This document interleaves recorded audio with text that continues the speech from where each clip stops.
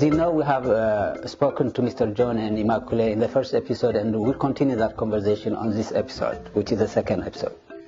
There are many commonalities between Rwandan culture and other cultures. Religion has been adopted. Christian religion came to Rwanda in late 1800s, 1890, when Germany came to Rwanda and colonized it for maybe 15 years. And then the Belgians came after World War I. So religion took root, Western religion. But I'm saying there are very many similarities between the new religions and even Rwanda's beliefs.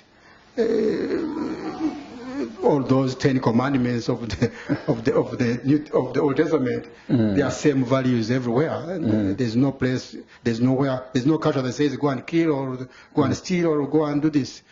So specific to Rwandans, I was saying the main thing is with the language, and then the expectations, imizizo, do's and don'ts.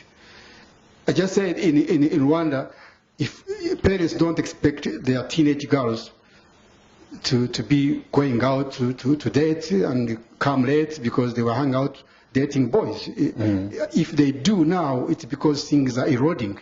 But traditionally, it wasn't that way.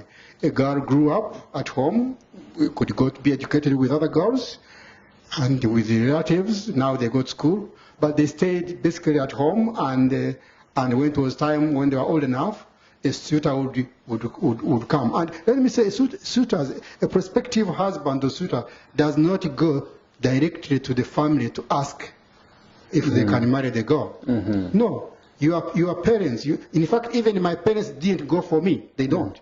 It's a close friend or the close relative goes on behalf of the family to speak for the family that my family would like your daughter to be married to my son, to our son. They always use our son because it's a son in the family. So you don't go walk and say, hey, I love your daughter. Can I have the hand of your daughter for marriage? No. They will laugh at you, or they will just despise you, or they will just say, oh, go back and get more disciplined and send somebody that you can listen to. So it's the parents, it is the community. Wedding is something for the community, not for the individual. Yeah, that's very common in many African countries. Yes. Because, like you said, the marriage is between the family, and a close family member goes to the other family and asks about this, and then they talk about that, and then there has to be so much back and forth. Yes. And after that, then the formalities would come. And then they ask for the cows. Yeah, and then they ask for the cows and all that. Back to cows. Let me say, I can't talk about Rwanda without saying cows. In Rwanda, when you say a cow, Inga, that's the name of the cow, Inga. It's the most precious thing you can talk about. Forget about gold or money or clothes or houses. Talk cows. If someone ever wronged you and you want to apologize, don't just take building. Give them a cow. Yeah. If you want to marry somebody, they will ask you, how many cows are you going to give? Give as many as you can to show you are strong and you respect this lady. But usually not too many because you want to look like you are buying. Yeah, yeah. So cows were a symbol of class, of wealth, of love, of community, of connection, of friendship. If someone has had a baby, you give them a cow eventually. If someone came home from far away, and you're happy, you're a relative, and you're happy with them, and you want to say thank you for visiting, sometimes you give them a cow. I have a picture. I think a cow craft somewhere. I will show it before you leave. So cows were so symbolic. In fact, I don't want to be too political, but cows have been cited, or keeping cows has been cited as the probable cause of those so-called ethnicities. That those who had so many cows, many more cows, became called Tutsis because they had cows. And those that didn't have became all other names. So cows are so important, and having them made you the echelon, the upper echelon of society, because you had cows. So I can understand that, because in their context during that period, cows are very important for the continuity and livelihood of the communities. You know, it gives you milk for the children. Yes. And if you feed your children and you give them enough protein, there is a continuity that's there. And maybe when you see it from these days, it might look a little bit different because we are able to get so many things from the supermarket or anything like that. But if you go back in the days, it is a very good asset that sustains the family.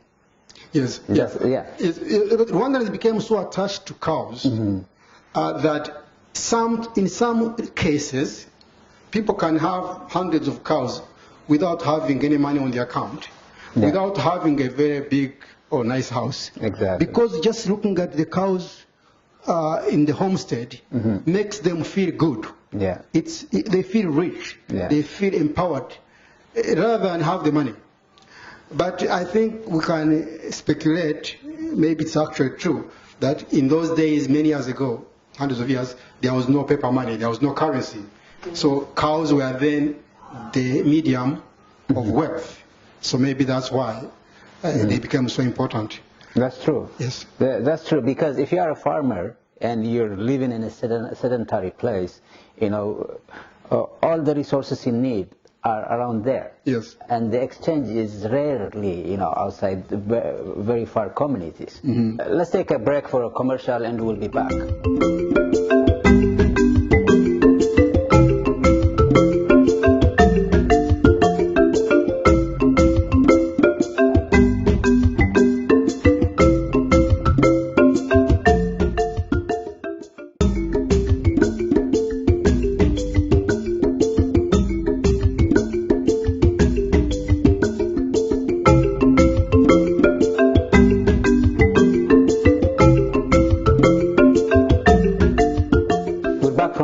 And we're going to continue talking to Mr. John and Immaculate. Those cows have the economic power in those days, and that's why when you give a cow to a family or a newborn child, you're giving him economic wherewithal, and the kid gets the milk. The family is a little bit richer, and it symbolizes that because it's like having millions in the banks now. You know how when you say if you are going to be sworn Canadian, you have to put your hand on the Bible and say you swear this and this and this, like you are doing the oath. Yeah.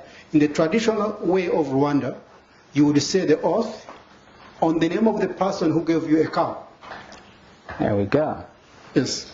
You swear on the name of the person who once gave you a cow that what you are saying is the truth, nothing but the truth. And you will be believed. Yeah. Because you can never swear in the name of that person when you are lying. He's the most important person in your life. He becomes part and parcel of your blood. Yeah. They gave you a cow. I have somebody who gave me a cow here in London about 20 years, in 2002. He was visiting student at Western doing PhD in French. But because I had assisted his wife who had come before him, she didn't know language, she didn't know anything, and she couldn't go around, she couldn't find herself around his, and she was pregnant in late term and she needed to see doctors, so I helped her take her to doctors and everything. So when her husband came, we didn't know each other at all. I had never been to Rwanda. I had never met him. I had been to Rwanda once, but I had never met him. He gave me a cow in appreciation. To do that, he had to invite the whole community. They brought drinks, brought food, and it was a big ceremony to give me a cow. 1 year later, I had to get an equivalent of a calf of that cow and give it back to him. Because that's the way it is. We always pay in return. It's like a response that I appreciate your gift. Here is the return to say thank you. That's good. And after that, it means we are bonded forever. It means even though I didn't know him before, he's like my brother. There we go. Since then, he has come with his family to visit my parents back in the east of Rwanda. Practices like that are the things, the cultural things that sustain the community, that continues the bond, the cohesiveness, the being together. It's much more deeper than the cow going from one place to the other. The meaning that's attached to that is the important thing, like you mentioned. You are in here, and this thing is happening back at home because it means a lot. Culture is about meaning. culture is about being together and appreciation. So it's a beautiful story you told us. Yes. You know how they say you are your neighbor's keeper here in North America or in the US? Be your neighbor's keeper, watch around, community watch. That's much the same in Rwanda. It's not like you have guards out there looking around, but your neighbor is your family. Yeah. And there are things you can. I took for granted in Rwanda or in Africa, in other parts of the country. We didn't always call, make a phone call. Can I come and visit? No. You just walk. The doors are always open. You come in, it's welcome. There's no appointments. Now you might have to, especially in the city. But traditionally, there was no need to call ahead.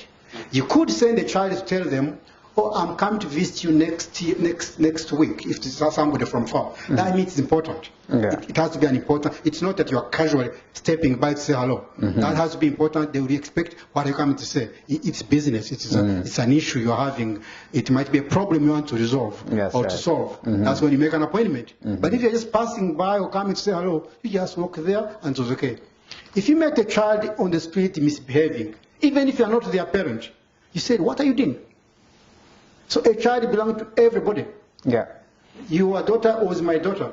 If I met a young child of 10 years or 12 years playing data games or doing silly stuff on the street, I don't walk by. And if I discipline them or talk to them or something, they don't feel offended because I'm not their family. Yeah. No, it was okay. The other thing is the respect for the older. That's Or right. let's say the elderly for that matter. We realize here if people start getting very old, people start abandoning them sometimes. Exactly. Or they no longer matter, they're back there. In Rwanda, older people were the center of the universe. You go to them to listen to stories, you respect them, they have all the rights, they decide things, anything they say passes. Okay? So they had a special place as the wise people, should I say, they carry the traditions, and also it's enshrined in Rwandan culture. You always respect the older person. Exactly. For example, if we are greeting, like just the form of greeting in Rwanda was an embrace. Where you put your arms around the other person, whether they are a man or a woman, doesn't matter. Whether they are your wife or someone's wife, doesn't matter. There is no sensitivity about sexism. You embrace them. Yeah. It's considered the formal way to greet. That's right. And usually the older person said something first as a greeting, and the younger person responds. You don't ask how old are you to do that, you just estimate. Yeah. And as a respect of women in a special way, a married woman usually was treated as the older. So being considered the older is a sign of respect, not something to be despised for. So the woman will say something first if you are not sure who is the older, as a sign of respect. Young children, of course, you always greet them first. So that embrace of respecting the older, and in fact, a child, or any child, if an adult came and the child is sitting on a chair, they stood up right away and it went on the floor. And the older person takes the seat. Yeah. Yeah, that is not here. Here, if you, even on the bus, if there's not enough seats and the child is sitting on one of the seats, Yeah, he lives the seat. he lives. You don't have to tell them. They know. Oh, sit down. It's implicit. They know it. They respect the older. It's enshrined. If they are losing their culture, they don't anymore. But that's because of the loss of their values. But the traditional values that were enshrined is the younger people always respect the older, and even older, and the very elder are respected the most instead of being left by the sidelines. Exactly.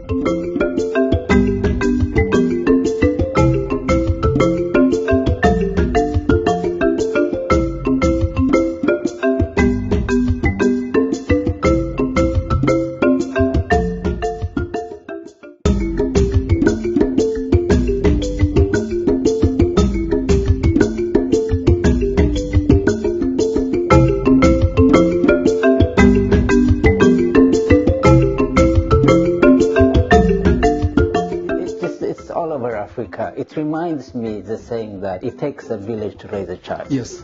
And it's all over the place, you know. For example, when I was growing up, you don't go out of your neighborhood and go downtown. If you go downtown and the elders find you there, like you say, they can slap you and send you home. Yes. And you accept it, you respect that. Because you are expected to play around, whether it's soccer or anything else around your neighborhood. Yes. You're a little boy, you're not big enough for downtown. Yes. So these things comes in different ways and guises in different cultures, but the underlying theme is it takes a village Yes, to raise a yeah, child. that saying it takes a village is very true. You know, you meet somebody, they tell you, oh, what are you doing still here? You go home, you're late. Yeah. Somebody you don't know. As long as it's an older person, adult, and they know you're not supposed to be on the street at that time, they say, go home. That's what are you true. doing? They know your family too. That's true. So you don't say, who are you? I don't know you. No, you don't do that, because the entire community is responsible for everybody. That's right. And that was a good thing. It just, the only thing that bothers me, even with all those values, even with that common bond, even with same language, same unity, we still have had issues. We have instability in Africa. We have had our big share of instability in Rwanda. We have had a genocide. Two of them, for that matter. Yeah. So that's the only thing that that's paradoxical. How is it that we could be having same values, one language, united, being neighborly, knowing one another, and still have big incidents or episodes that are so regrettable, like the genocide. That's the thing that I never come to terms with, but it was not necessary. It didn't have to be. Just tell us about these cultural items you brought from back home and what they mean, how they are made, and all the stuff we need to know about it. Okay. Thank you so much. Let me start with cow. As we said, The cow is very, cow is very important in our culture. yeah, As cow symbolizes love. yeah. So, family, friendship. So this one is a cow. It's made of wood. Yeah. And this one, these two items, they are called ibyansi. Ibyansi. Ibyansi, we use them to drink milk. Calabash. Can say that. Is it calabash? Yeah, I think it's called calabash.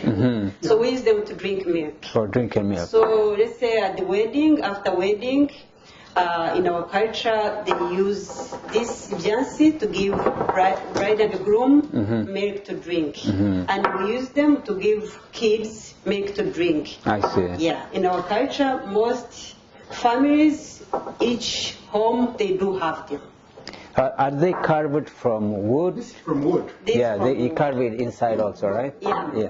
You can see inside. Yeah. Yeah. You wash them, you clean them properly, and then you cover. Okay. I just want to highlight something, even though she said, just to make sure it's clearly heard. One of these, on the wedding day, when you get married, they bring young children in front of you, and the bride and groom will each give the other one of these full of milk. Okay. You drink. You drink first. You drink first. After that, then you both give children.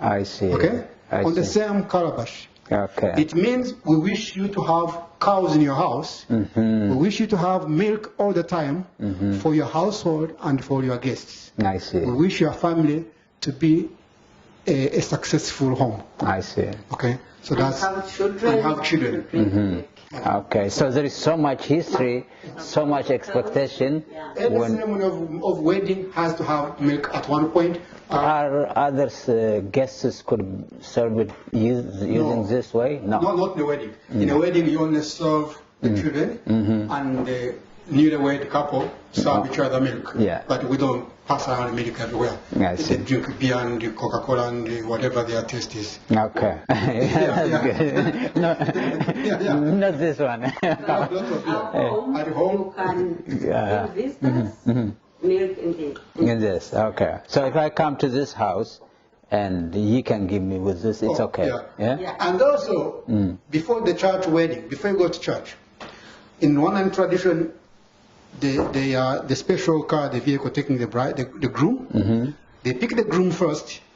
The groom goes alone and the bride goes alone. They meet at church from different doors. No, you're supposed to go and pick your bride and then go together in the same vehicle to church to get wedded. I see. When you go to pick your bride with your best man, the first thing they do, welcome, they give you milk to drink. I see. Good luck if you can't drink milk.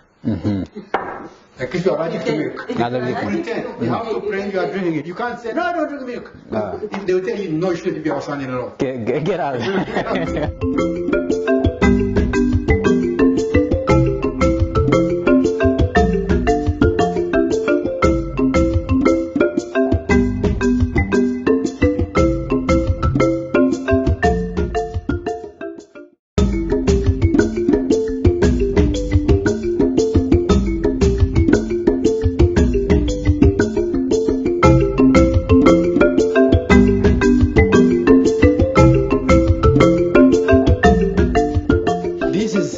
Agaseke, that's the name. You can say basket, they're all baskets, but if it's more like this, it's called agaseke. Now, this is so important that you even find it on the coat of arms of the Rwandan government. Wow. It's there. It's in the center of that picture. It translates, it's everywhere in the culture. I see. If you are going to decorate your house for anything, you will have this. At the bedside, behind the pillow, this would be a decoration. It has, a bride would take gifts to her husband in one of these and cover it. You never leave it open, it's covered. Okay. So it means your love is sealed. It is confidentiality and trust I see. when it's covered. When it's open, it means, that house there is it's everywhere. It's game, huh? It's game over. Yeah. A kaseke, closed and sealed, symbolizes trust, I see. love, confidentiality, and you have them lined up in a nice place as decoration. But you can also carry precious things and keep them there. I see. Not everybody opens them. The house, the mother in the house will open it and give whoever. It's not for kids to go on opening these. Okay. The bigger one is considered the less important. It's for storage of things. Storage, okay. But this one has a more important meaning when it's small. Okay. When it's very well decorated. These are old. I wish they were much newer and brighter. But there is no. If you go to Rwanda, this will sit everywhere. Everywhere. So it symbolizes all these things you mentioned. Translates our culture. Yeah. It means love, culture, confidentiality, respect, gifts, sharing, agaseke. You will see that the inverted part of agaseke is covering the milk. It's the same thing as here, but now covering the milk. Okay. Yeah. Okay. So it covers milk, it takes gifts. On the wedding day, one gift you give. Even if you have a wedding with a ring or flowers, whatever, rings are carried in one of these. So once you get there, you take it out. I see. But this thing is for You storage. You put seeds. anything, the basic crops, function. Basic functions. Okay. The bigger the baskets, the less value of decoration they get. I They are see. more decorative if they are small. I'm sure that you have enjoyed to having a little window to the Rwandan culture, and we'll talk to you on the next episode.